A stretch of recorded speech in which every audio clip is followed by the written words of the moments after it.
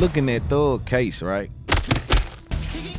This is Atlanta rapper Jeffrey Lamar Williams, or as most know him as, Young Thug, performing on NBC's Saturday Night Live back in 2021.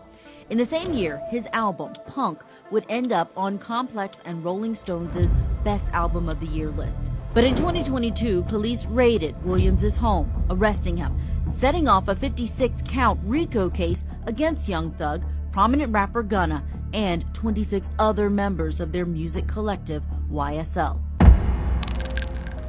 They still gonna walk some niggas down there to that courthouse and on that stand, because they know the shame that go with that. Even the DA know the shame that you got your partner that's right here that changed lives. You nigga in particular. All us on the outside, we just watching from the outside. But it's a couple of in particular that was in the Bentley together that this done broke up the family. See, y'all looking at a lawyer, these dudes create narratives. These dudes debunk narratives. That's why I have a high level of respect for lawyers. That was not what Thug meant to Jeffrey. Thug meant and means to Jeffrey something very personal. It was his pact that if he could ever make it as a musical artist and help his family, himself, and his many others out of this endless cycle of hopelessness, he would be truly humble under God. That's what Thug means. So when you're dealing with Brian Steele, you know if he got time to prepare like Bill Belichick, he may figure out I can flatten the balls. And it ain't nothing in the handbook to say that that's illegal. I want you to know if you operating in the streets, you looking for a black cat in a dog room. It's unfortunate because some of y'all was born in that dog room and told to look for that cat. That's your only way out this room. Look for that cat. You know that cat that's the only way some of us done got out of here. So some of y'all was told that instead of looking for the light switch.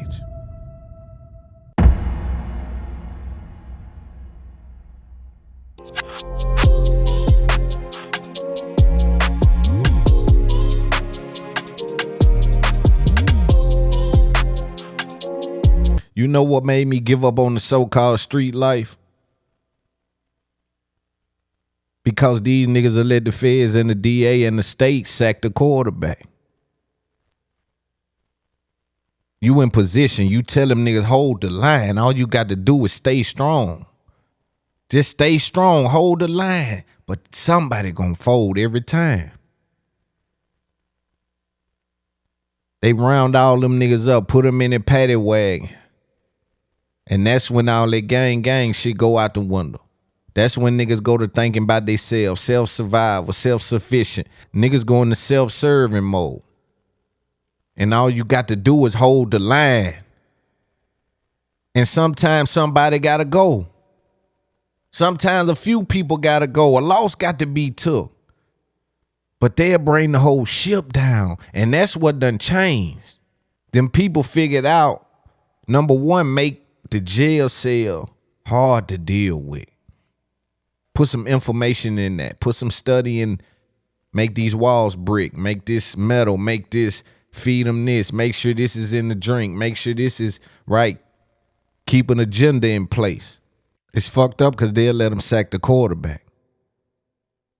Now the quarterback analogy is interesting right here because what I'm insinuating is that when the team moves, everybody moves, right? When we get yards, say we get a first down, the entire team, the sticks move.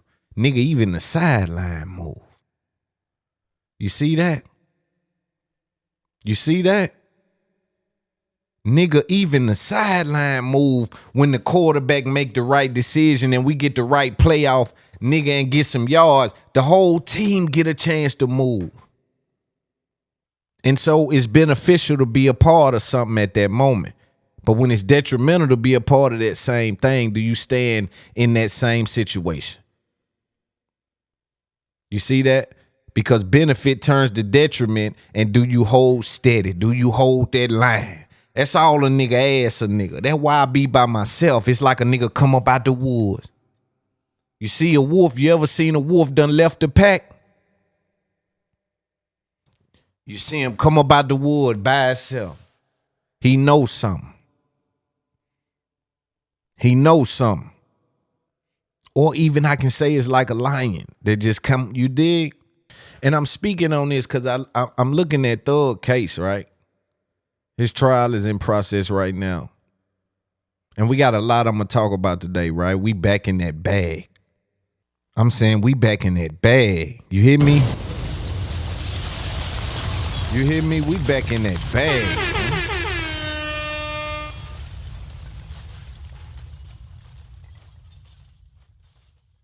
I was looking at Thug trial. Interesting situation because as I see Thug sitting there with his lawyer, the indictment started in a very interesting place, right? And for those who are unaware, you know, Thug was indicted on Rico charges as well as people on YSL, the label. This was in May of 2022. I believe it was 27 people that was indicted on charges. I think it's down to 7, 6, 5, maybe going to trial. And so the interest that's presented, because you will catch the DA holding the line. They'll lie for each other. They'll make it look a certain way, all in the name of getting the goal accomplished. And so just watching the Thug trial is interesting. There's a lot of objections. There's a lot of things being said, done in trial. I think that will be examined, if not in the near future, in the process that the trial doesn't go in the way in Thug's favor. I think some of this stuff will be revisited as it pertains to how the state has handled some of the evidence, handled some of the proceedings. There's been motions filed as it pertains to their conduct. And what I would say doesn't fall short of lying by omission. Right? These are games being played in court that's at a very high level. It's the sneak attack. Because when you're dealing with a guy like Brian Steele, you're dealing with a marksman. You're dealing with a specialist. See, y'all looking at a lawyer, these dudes create narratives. These dudes debunk narratives. That's why I have a high level of respect for lawyers. You see me, people that go in there in that environment and fight within those lines where everything got to lead to something and make this kind of, it's just all kind of game being played. So when you're dealing with Brian Steele, you know if he got time to prepare shit like Bill Belichick, he may figure out I can flatten the balls. And it ain't nothing in the handbook to say that that's illegal. Moving forward we didn't know that, and we didn't tell nobody to do that. That happened to happen by, right? I'm telling you, high level game. And so just in opening statements, they had withheld certain things that the judge has ordered them to share with Thug's team. So Thug's team sends their opening statement, slides, everything they're dealing with. The state only sends a little bit. Now, let me give you some game about that. There's two ways to look at this. One way you can say, yo, the state is playing the game, which is the narrative I think needs to be painted to help Thug, because they have made this a shit show. This has been a circus. And I'm not speaking about what has happened, the crimes that's being committed, because I'm a grown man, right? So I always want to shed light on, yo, y'all children is listening to me. We ain't apologists for criminal behavior. I want you to know it's another way. I know how you can get stuck in that maze. So I try to tell you, come up out of that maze. In the event you're not doing that, I become just a voice to try to lend some kind of understanding on your pathway. So what I'm talking about is how the state has handled this evidence, has handled this case. it'll be equivalent to a basketball player coming out and he dribble like this because this is what's comfortable for him. This is what gives him the advantage. Well, unfortunately, the game don't allow you to dribble that way. And when you come and dribble that way and ain't nobody, you got to call it. That ain't what we agreed to. That ain't a dribble. And so the conduct attached to the constituents of the state has been less than professional. Let's say that. That can be one perspective. The other perspective can be, again, Bill Belichick. I'm looking at the law. I'm looking at what even the judge said, and he left a gray area. I utilize that gray area to set the standard. I know you didn't send that because it didn't specifically say send that, but if I send you mine, it set the precedent. You may think, hey, he's sending us more than we sent him. We got a nugget. Now, when we get in court, I'm going to say, now here they are, Your Honor. They ain't sent us nothing. Now they playing some kind of game. I'm telling you the level of game that can happen. So there's two different ways to look at this. This is why I tell you, when you deal with a good lawyer, they operate in a certain way. They got a certain style, a certain charisma. And you can tell Brian Steele on opening day came out firm when he needed to be firm. Ain't none of this, we ain't cool in here. They got somebody's life on the line. That's how his energy is. And that's what you want to see if you paying your lawyer like that. But I think that relationship with him and Thug may go a little deeper than that. Put that to the side. I want to deal back with the particulars of what's been happening. I know they have called upwards of 200 witnesses in a Rico case to testify. I've heard them use jargon like when someone gets in trouble, the first person they call is King Slime. And unfortunately, they're able to use that terminology on the record, if I'm not mistaken. I think that's very detrimental to the overall image that's being painted as it pertains to just court proceedings, right? I want y'all to know I'm not emotionally involved because whatever has happened in Atlanta, my family ain't have to deal with it. So it's important I say that. You dig? But I'm looking at how we being treated as a whole, right? And what's going on as it pertains to this particular case. But you want to feel like your lawyer moving with your life on the line. He got something in it. It ain't just shits and giggles. He ain't just took my money and come back to him and take a plea. That's a whole nother. We can get to that in a minute, man. We got so much to talk about today, man. We can get to that in a minute. So you give a good lawyer, you give him time. Now here you are over here building your strengths. We got 300 this, we got 500 this, we got da-da-da. They on the other side, they got to take that and turn that into what that looks like for us. Maybe you're overzealous. Why so many people? What's going on? You indicted the president. Let's get into that a little bit. That's just conversations to be had. I think there's room. There's been a flurry of mishaps as it pertains to the handling of the case. And again, I won't speak to the overall evidence and how it's being used. I mean, lyrics are in there. That's something I can say is I don't really feel good about lyrics being in a trial. I also don't feel good about us rapping about things that can put us in a position where our lyrics should be in trial. I also don't like how the culture don't react if they don't know that it's something I'm rapping that really happened.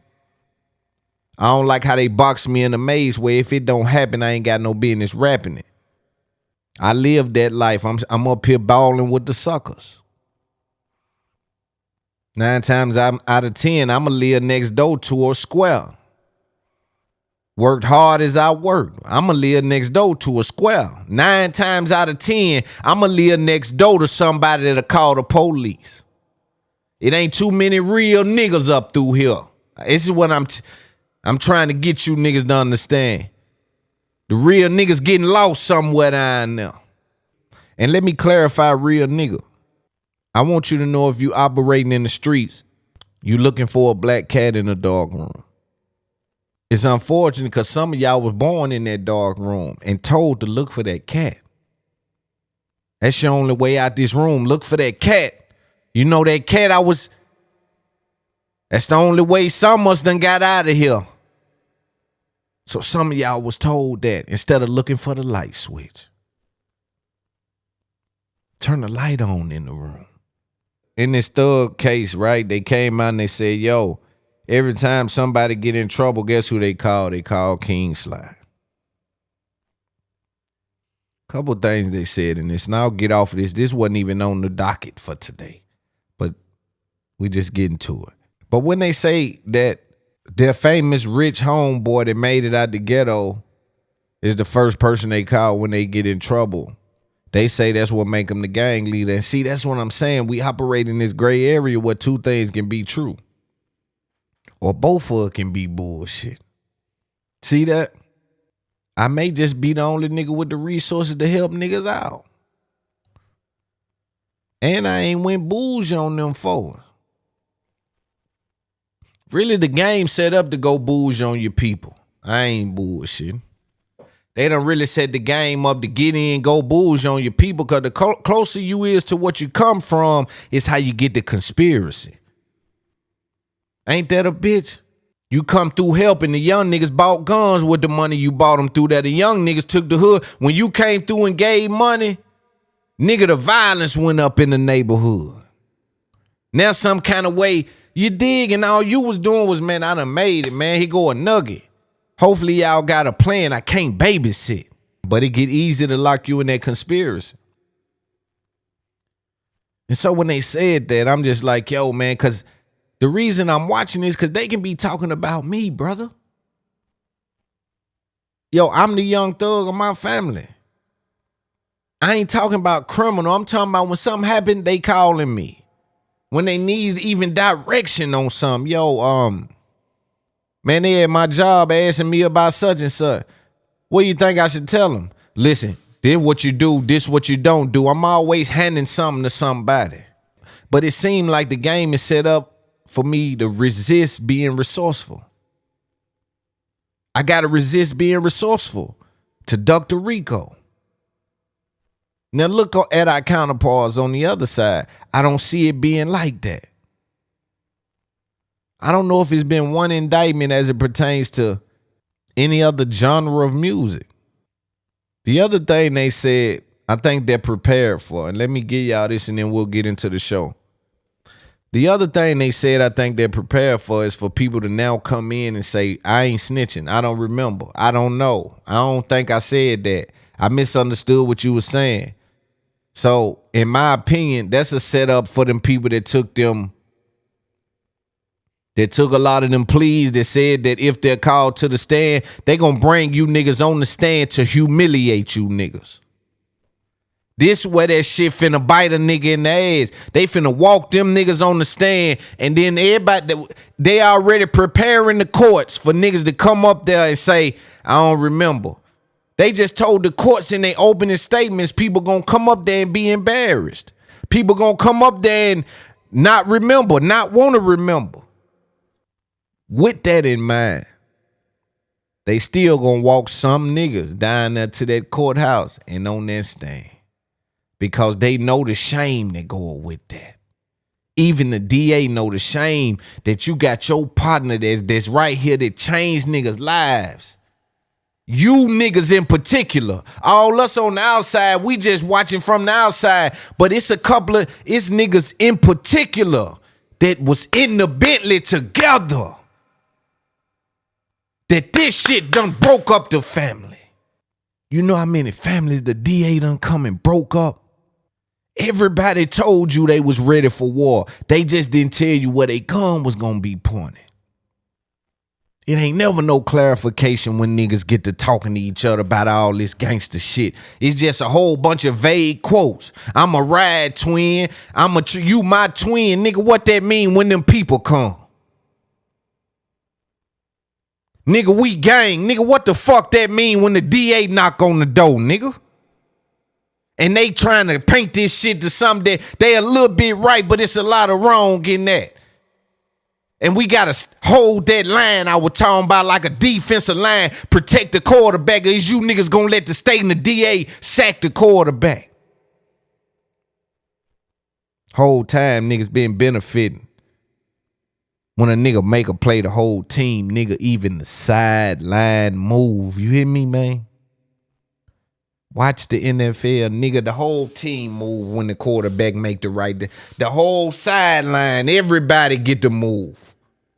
That shit hard to deal with. That's why I come about the jungle by myself. Tarzan. We brag and boast to each other about loyalty, keeping it real, staying solid when a lot of times niggas don't even know what that mean. And man, it's some niggas that's gonna hold that line too.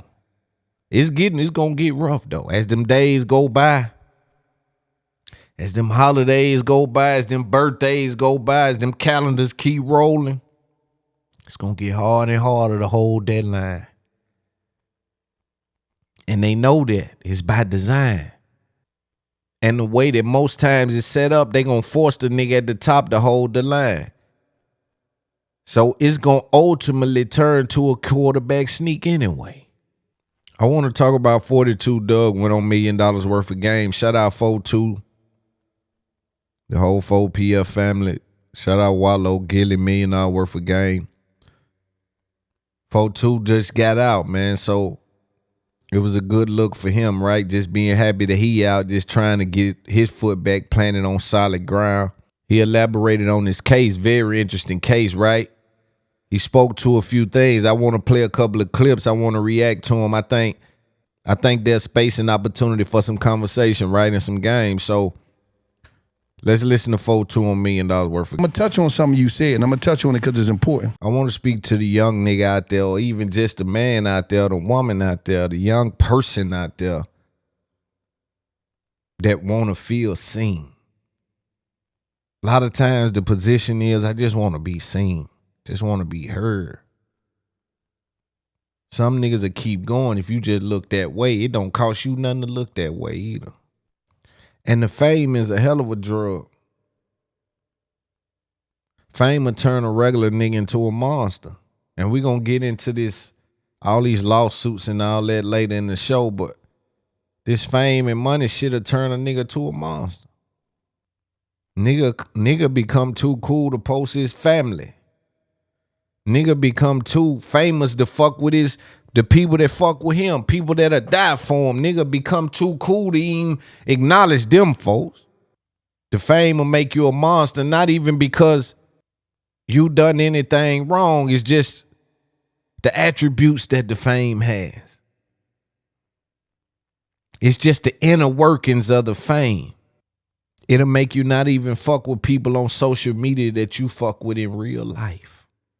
I try my best not to ignore the obligation to pour into this culture, man. That's why I'm still doing this, right? It's like an obligation, bro. You got to pass some of that down. But the issue is that you'll get adults that'll get in this industry and then they'll start to edit their real life for likes. You ever seen somebody fall out with you, with the community before they fall out with you in real life? And so if they critics don't want them around you, then guess what? They don't come around you. That's them editing their real life for likes. Not if you done something wrong to them. Not if you did something to befriend them. Not if you mishandled the relationship in the slightest bit. But the only thing that's altered in that relationship is that the critics no longer want to see you two around each other. And they can literally edit their real life to maintain that social status and those likes. It can be a situation where nigga made you $1 million. I literally put 7 figures in your pocket, changed your life. You've called me when you was in binds. You was crying on the phone talking to me. And you will let the outside influence make you stop fucking with me. You will let them people that ain't never done nothing for you dictate how I fuck with you and you fuck with me. But see, the human being has an urge to want to belong. So this isn't just a black thing. This is a universal narrative. This is everybody. This ain't just us. This everybody. They want to belong to something. And so I have to breathe life into the young niggas. That's why my message is, nigga, if they don't support you, so what? Then what? If they never like nothing, then what? What, you gonna roll over and die about it? You gonna give up because your so-called homeboy don't support you? Nah, you gonna keep going in spite of them not supporting you. You gonna get it done and make them swallow that and come back around. Cause trust me, nigga, this money make niggas swallow they pride. We done seen the toughest niggas swallow they pride about this money, huh? You came back around that snitch, huh? You called the boy snitch. You back hanging with him, huh? You done went broke, huh? You know, these club nights will make a nigga swallow their pride. This money make them swallow their pride. Getting in these Maybachs will make them swallow their pride. These first class flights will make them swallow their pride. Nigga that used to like you, now they want to give me somewhere on the bandwagon. Shit'll make them swallow their pride when you get your hustle in order. You will see them swallow their pride in real time. Nigga, be real quiet. You gotta make them niggas quiet enough to where you can hear them swallow their pride. I want you niggas quiet enough to where I hear you swallow your pride. And sometimes you just gotta do the work in spite of. Sometimes you just gotta put one foot in front of the other. Believe in yourself no matter what. They know you do a podcast. They don't call you. They know you cut hair. They know you lay brick. They know you wash cars. They know you cut yards. They know you a stylist. They know you a car salesman. They know you a construction worker. They know you got that food spot. They don't call you. They go around you to get that done. When it's time to spend money, they call you about the favors. They hit your phone by the only favors. Don't give me all your love and give your money to somebody else. Let your money go with your love around here now. I don't want nobody bringing nothing but they love to me. Bring your money with you. You say you support me. You know what I'm fighting. You know I come up out of it trying to dry off. Bring your money with your love right now. I'll get to a spot where I only need your love, but right now we hustling. You say you one of mine. How you gonna bring all your love? You say you bringing all your love to me, but when it's time to spend your money, you go elsewhere. Now we can't do it like that. I can't respect that. I can't be involved in that. We can't evolve like that. We can't do that. 4-2 Dugg also spoke about his lyrics being played against him in court. Let's pay attention. In the jail for putting that idea out. See that? Because that's essentially what they're critical of rappers of doing, of putting ideas out. That's a deep point. Pay attention. Let me step in right here. I'm going to try to lay some framework around this. I think Gilly more so is speaking more so to using lyrics in rhymes that you actually are doing. 4-2 is saying that some of this stuff I'm saying should be framed as entertainment. And if we take that premise, then what we're saying is that I'm putting out entertainment. So you're not punishing me for what I'm saying that I'm actually doing. You're punishing me for what I'm saying, the idea of what I'm saying. And he's saying that, yo, GTA puts out the idea that young kids can grab an AK, take the police to war and have 5 stars and get away. You making carjack an old dude, take his Ferrari, jump in and go left, right, do your thing. And this is part of the game. And so that idea is still being implanted in the same way. A lot of why I went to jail was because of how I rap. I feel like... See, this is something he trying to get off. This right here is something he done sat back and thought about. 4-2 done sat back and said, man, they got me in here. They treat me a certain kind of way because of the shit I rap about. They ain't even nailed me to the cross about none of that. They ain't even sent me to prison about that. I'm in prison for something else, but they hold me accountable for shit I'm rapping about. I just want y'all to know that this is something near and dear to do right now. Think the prosecutor Counters was altered by the lyrics presented in his music, not even by his charges. And so that speaks to the environment. That speaks to the atmosphere between the two, the tension between the two. I want to be clear to the people out there, right? The relationship between law enforcement and rappers and hip hop music in particular, it ceases to exist. There is no relationship. It's unfortunate to say that because citizens should be protected. But there's a hatred between rappers and law enforcement. Maybe it was the NWA movement, the fuck the police, they try to stop it. Maybe that soured the taste of law enforcement and rappers' relationship. But I want my voice to be loud when I say this. There is no relationship between law enforcement and hip-hop culture. Even the ones protecting you can't wait to fuck over you. It's no longer cops and robbers, it's cops and rappers. And so I want to be clear with that message, because even as you hear 42 Dugg speak, it's like, yo, they was treating me bad. Usually rap niggas get good treatment. They get treatment well everywhere they go. They go to a restaurant, they get to skip lines. But boy, where it count most? In that courtroom, boy, that rap tag, it play a different, it gives different in that courtroom. And that's the conditioning. Because rap has a multitude of angles that it possesses.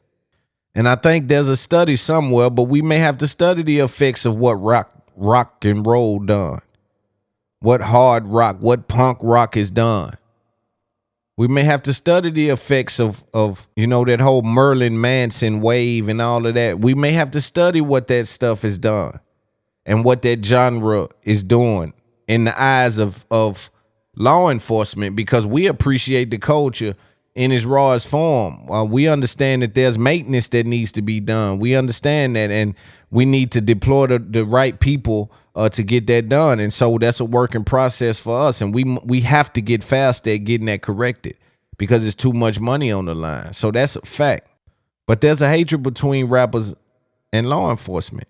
It's no longer cops and robbers, it's cops and rappers. And so as a recording artist, it's like we trapped ourselves in a room, because the closer you are to it, it's like it give it that feel. For the young rap culture, right? It gives it a certain feel the closer you are to it. And we've been taught to stay down. We've been told at least to stay down, although a lot of times, unfortunately, we don't hold up to that. But we've heard that, the echoes of stay down, the echoes of hustle. That's why it's a lot of game need to be applied to some of this shit. We done told the young niggas to hustle, hustle, hustle, hustle, hustle, hustle. They done passed that to the women. Now the women think everybody think the hustle is all you need. Man, they headed for disaster. But not only is it okay to stay down, and there's a time to stay down, there's also a time to let go. There's also a time to let go. We don't never talk to each other about letting go. What it take you to let go? Sometimes you got to let go. It's harming you holding on to that. It's hurting you holding on to that. Costing you everything you got holding on to that. You using a lot of your bandwidth on just holding on to that. It's cool to stay down, but it's also cool to let go. If they don't know, they will know that it's hard to maintain the original essence of a relationship when the love is unbalanced. Because I give you all of me only to receive little of you. It's the same with this. When I fuck with you, it's like I'm like Black Friday with the support. I'm like Black Friday with the support. Whatever you own, I'm supporting you. I'm like Black Friday with it. That's just what kind of individual I am. But you will struggle with maintaining the original essence of the relationship when the love is unbalanced. You can teach these niggas how to fish. Soon as they get a fish out the water, they'll take it and eat it with someone else. They'll go split a fish sandwich with someone else. The first fish they get out the water. You brought them niggas to the bank. Them niggas use your fishing pole. I allowed you to use my river. I brought you to where I know the fish at.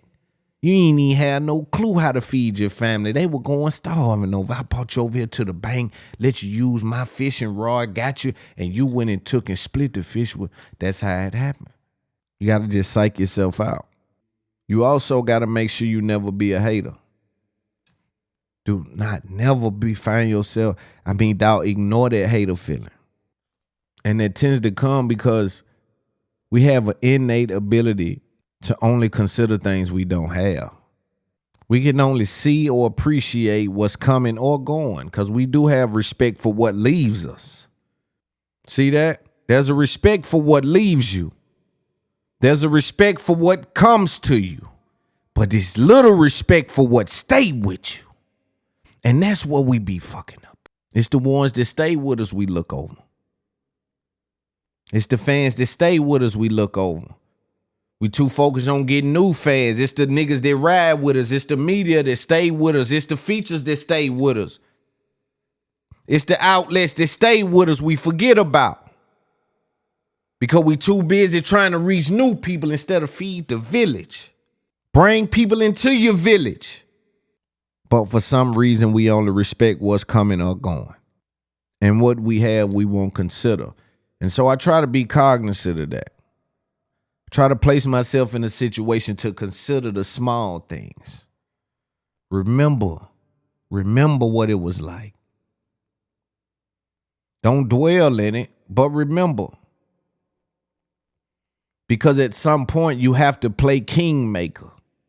You're a real boss when you make other kings. You're a real boss. Don't tell me how many record deals you signed. Tell me how many millionaires you made. Talk to me nice.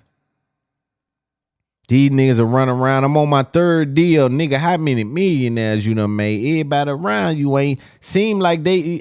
Man, listen, I try to mind my business. I try to mind my... Y'all don't want me peeking into your entourage. You know, them niggas I know, a lot of these dudes I know in this game, they little homies rich. I'm talking about they little homies having their way. So I'm saying, I'm knowing, yo, what we doing with this money on? Or what we doing with these opportunities? You ain't got this structure right. What we doing? Let's figure this out. I ain't hating on you. I'm hunting for you. When you hear me talk about something that I look at and don't see you doing, nigga, I ain't hating on you. I'm hunting for you. I'm trying to bring information over to you. You otherwise wouldn't have got, because everybody eating out for you. They ain't teaching you nothing. Them niggas ain't going to give you no game, because the people eating out me, 9 times out of 10, ain't going to give me no game. That's the nature of the beast. And that's why the voice become powerful. Because who else at the top of the mountain breaking that down like that? And what they doing that for? I can just focus on interviews. I don't even got to do this no more, loved one. This literally because I like to put game next to this shit.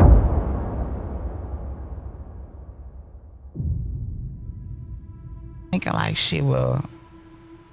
So his encounters was altered by the lyrics presented in his music, not even by his charges.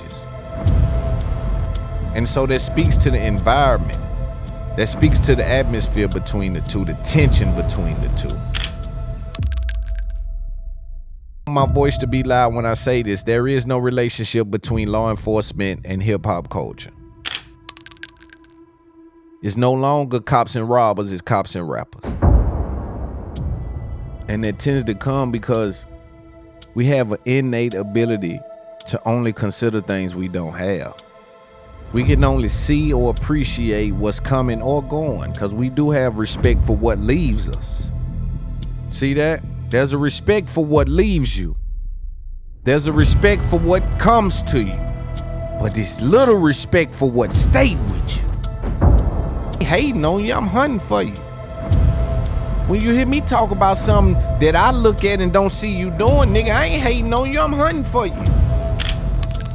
And I know people fight to get these interviews, right? I think getting an interview as a podcaster, as a dude in content is a very strange thing. It's a space where, like me, I have a Rolodex of people. Like I have people, I'm loaded. You know, you say what you want, but you kind of, with certain things and certain people, you try to give grace. Kind of like Joe Budden and Diddy.